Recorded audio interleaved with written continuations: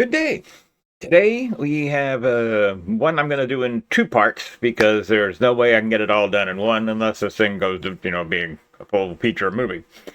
We are going to be dealing once again with the wonderful Massachusetts Commonwealth Police Department.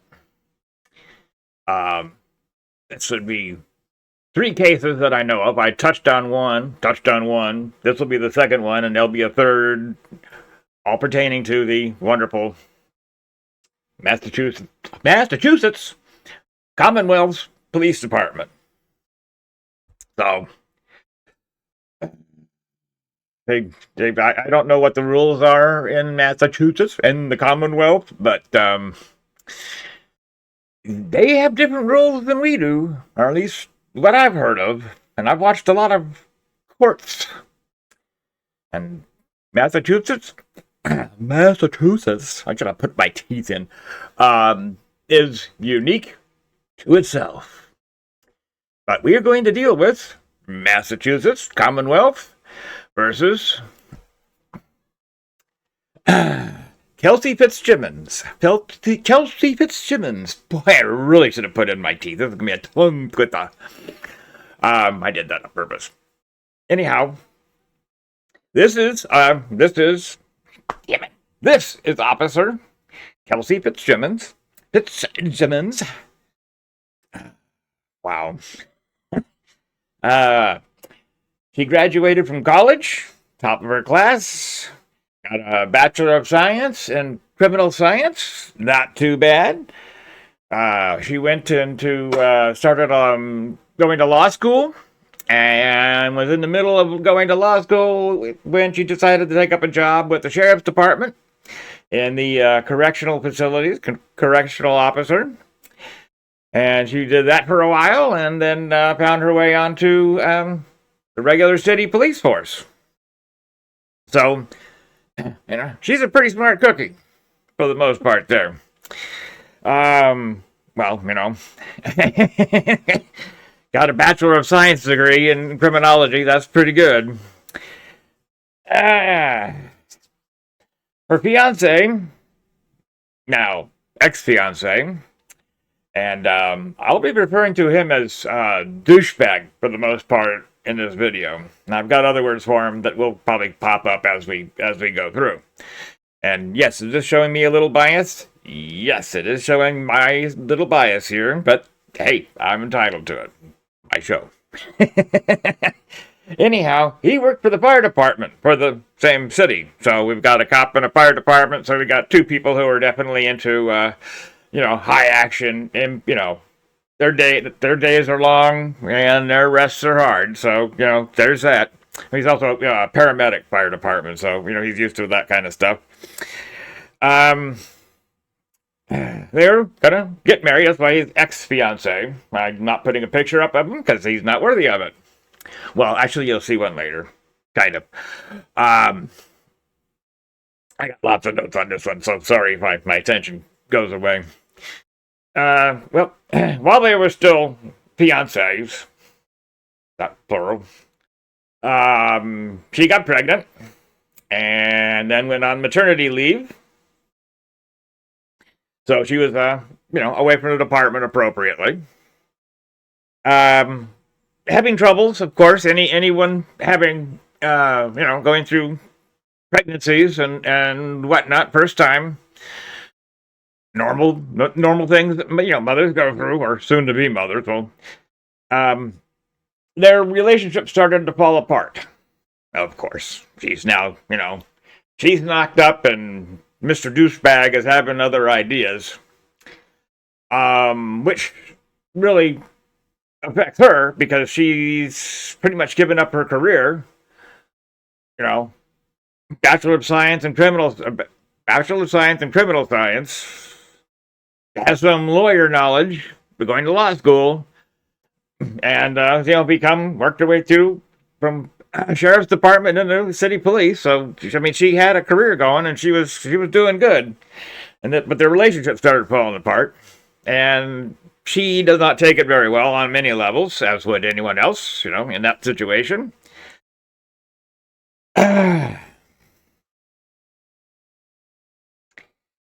She has her child. The relationship between her and her fiance, now definitely ex-fiance.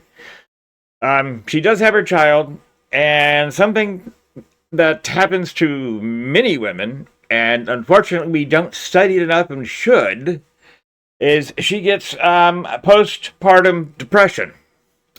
Actually, for her, it actually is kind of like borderline postpartum psychosis.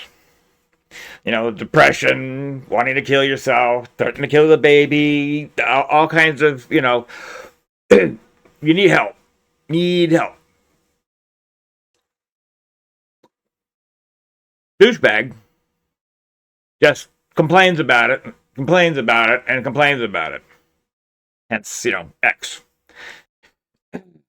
That doesn't help her much. I mean, granted, she starts doing a little drinking, or maybe a lot of drinking. Who knows? And still being a mom. She's still on maternity leave from the police department.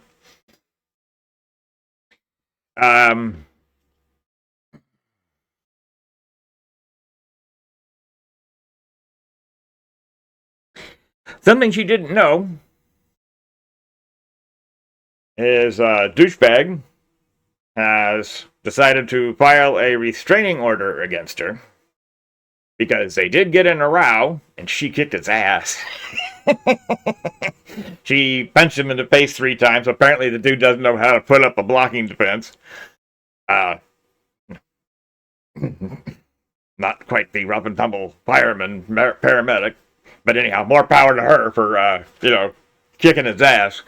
So he, of course, being the adult male that he is, ran away and is filing a restraining order, wanting her to stay away from him, of course, and says she's a danger to society and a danger to the child. Now, she doesn't know any of this. This was all done behind her back. She has no idea that this is going on.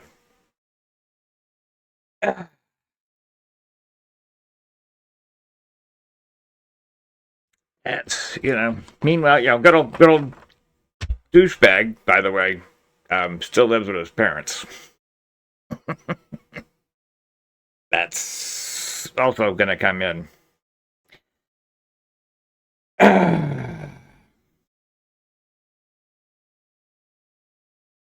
And one day, several police officers show up at Kelsey's store. One of them is actually her ex-partner from, being on the force. She has no idea why they're there. And, she, no problem with opening the door for them, letting them in. If I can do this right.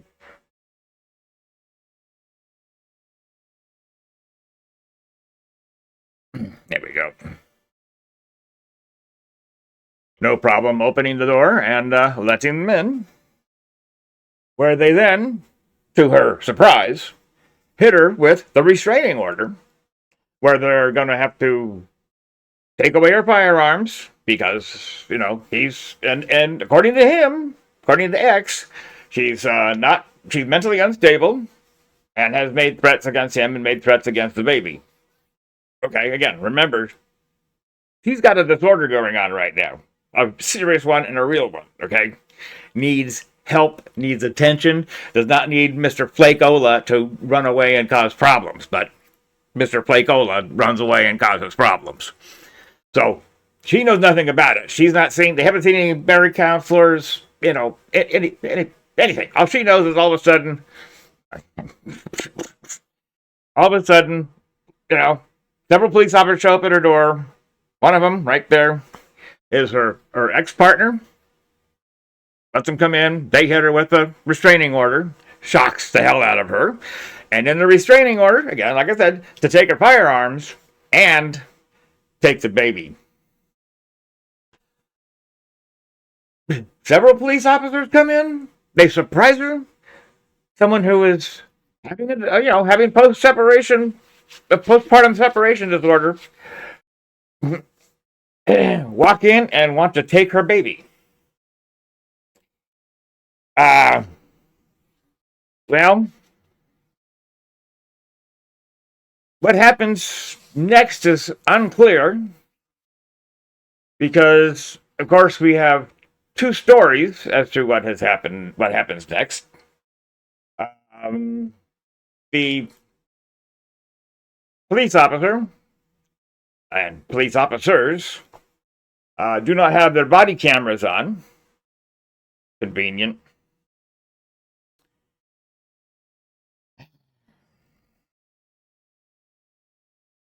Yeah, we don't know what happens. We don't know what went down. Um, the well, her former partner, cop, ends up pulling his firearm, shooting twice, one hitting an air conditioner unit,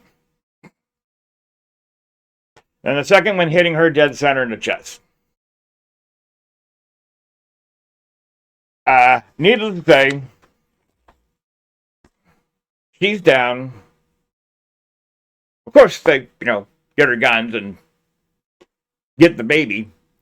And, she is airlifted to a hospital in critical, very critical conditions. They're doing everything they can to keep her alive.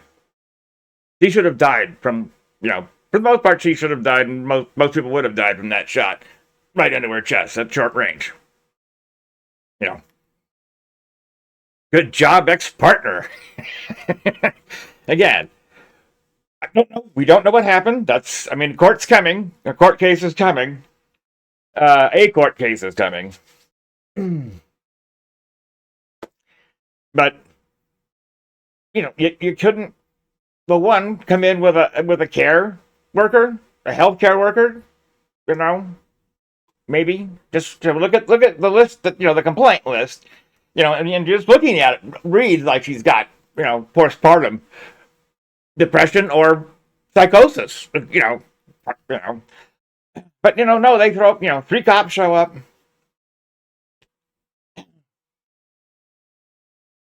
Obviously, things was not handled well. Who knows what happens? He ends up almost being killed, getting shot in the chest, short range, from her ex-partner.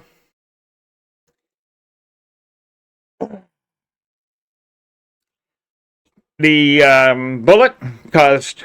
I'm going to have to read this. The bullet caused severe damage to her lungs, her diaphragm, and her liver. So obviously the bullet bounced around.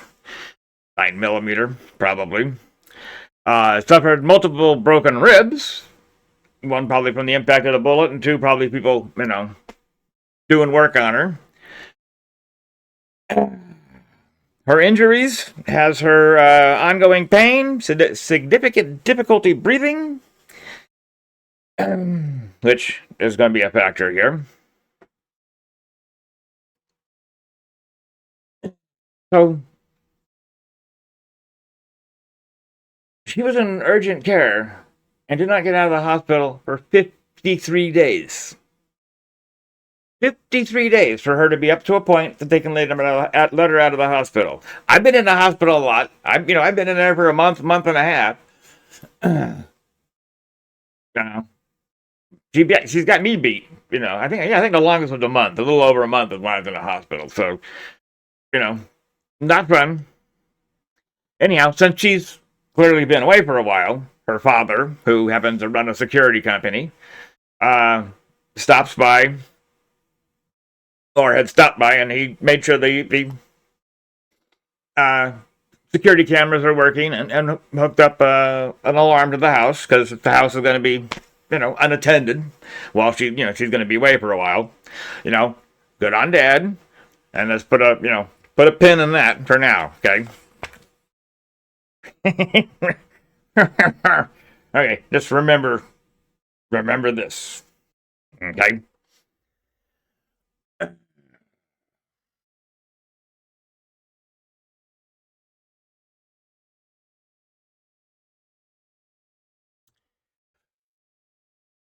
While Kelsey is in the hospital,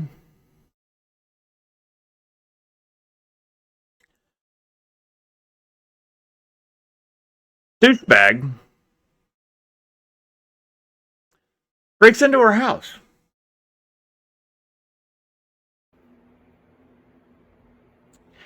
He brings a couple of his goons with him. I'm gonna post production put a little video here for you. Uh,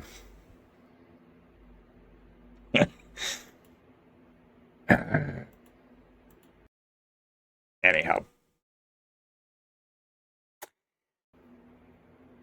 again, he busts into her house, brings some of his goons with him.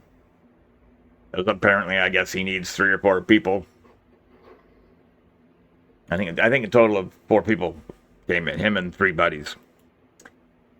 They steal her laptop. They steal her iPad. He steals her passport.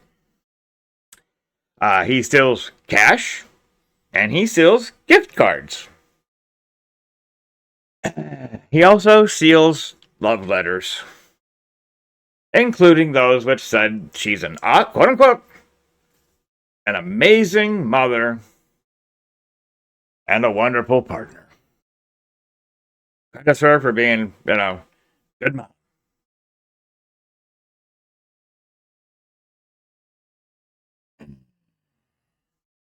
Steals that too. Now,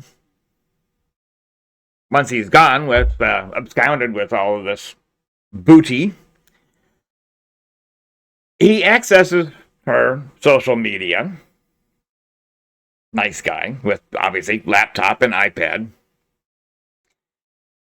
He accesses her emails, accesses her medical records, accesses her travel account, accesses her bank account, steals $5,000 from her, moves it into his account, closes down various accounts of hers. And like I said, this is kind of why I call him douchebag. This guy has all the character in the world. I mean, obviously she's better off without this card. But unfortunately, she didn't find all this out, what a creep he is, until, they're already, she's knocked up and he's running away. Anyhow, when she gets out of the hospital 53 days later, she does not get to go home and do rest and recuperation at home. She gets taken to jail.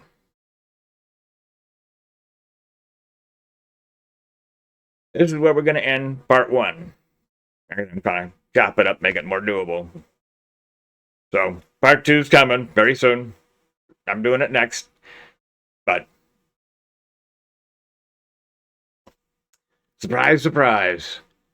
Exit hospital, police escort to the police station. I'm not quite sure how that went down, whether, the police met her at the hospital or I'm not sure how that went down. All I've heard and all I researched is into the hospital. So, and this is part 1. But, here we got an excellent officer in a relationship, hey, fire department, and police officer combination. They're getting along great till she gets pregnant. Then things start falling apart. And one thing right now that definitely should have happened is a little more awareness of mental health. Police officers.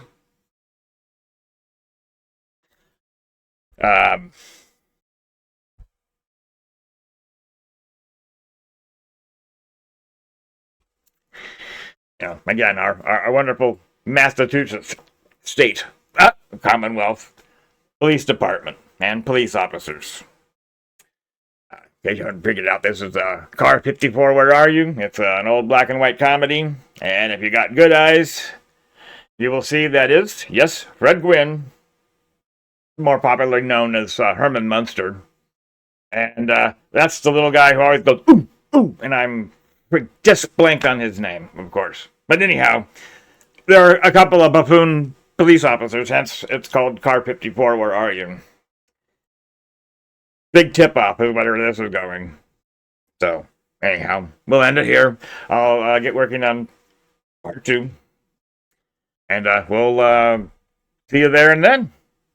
Hang tight.